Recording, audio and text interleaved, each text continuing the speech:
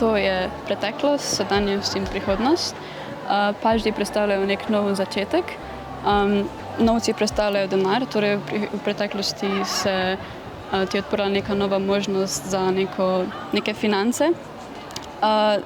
Sedanjost, smrt predstavlja neko smrt, neke situacije, nečesa, mogoče neke partnersne službe, ampak ni v celoti slaba stvar, ampak pomeni samo nov začetek, torej neka stvar, tudi če je bila dobra, pa slaba se je končala, ampak smo pomeni, da se bo nadaljevala in začela neka nova možnost.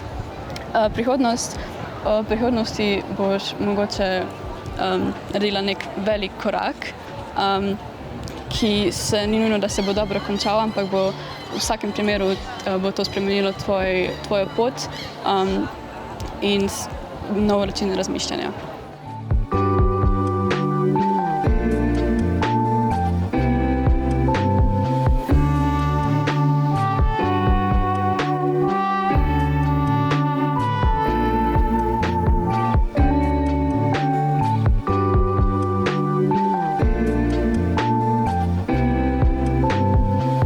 Živjo, moje ime je Eva, sem članica art ekipe Kunigunda in letos smo se v sklopu Kiosk Kafiča odločili izvesti en event po vzoru Marine Abramović, srbske performance umetnice, ki v enem izmed svojih performancev oziroma meditacij uporablja tehniko, kjer šteje oziroma loči riževa zrna od leče in medtem v bistvu zapisuješ številke.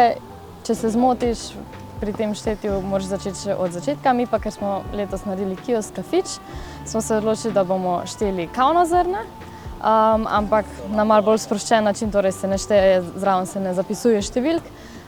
V bistvu pa smo se to odločili tudi zaradi tega, ker je kava nek začetek dneva, nek ritual, vsakodnevni in smo to želeli povezati z neko meditacijo, ritmom vsakdana. In ja, v bistvu gre samo za to, da se enega pa po enega šteješ, če se zmotiš, začneš od začetka, medtem pa v bistvu v tišini samo uživaš, razmišljaš, se izklopiš, meditiraš v bistvu.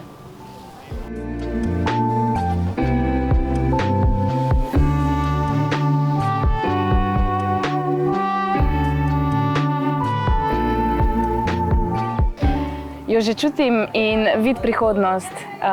Lep dober dan, lep pozdrav v Velenju. Kako so danes vajine čakre? Najine čakre so, predno so prišla sem, bile zaprte, a v Velenju so postale zares odprte. Tukaj se začutila prelepo velenjsko atmosfero, komaj čakava, da greva na jezero. Bilo je veliko enega šundra, ampak dobrega, festival Kunigunda. Vsi mladi so prišli in se imeli fino, lepo, da delate festival za mladince. V Velenju je vibe neverjeten, fleten, zelo poleten in tukaj zares začutim pravo radost, ko grem na Burek 2000, tamle v mladost. Kako je fletno in prijetno. Razčistiš svojo glavo, vzameš dekco, se uležeš dol na travo, si naročiš tamle pri šanku kavo in v Kunigunda je vedno za zabav.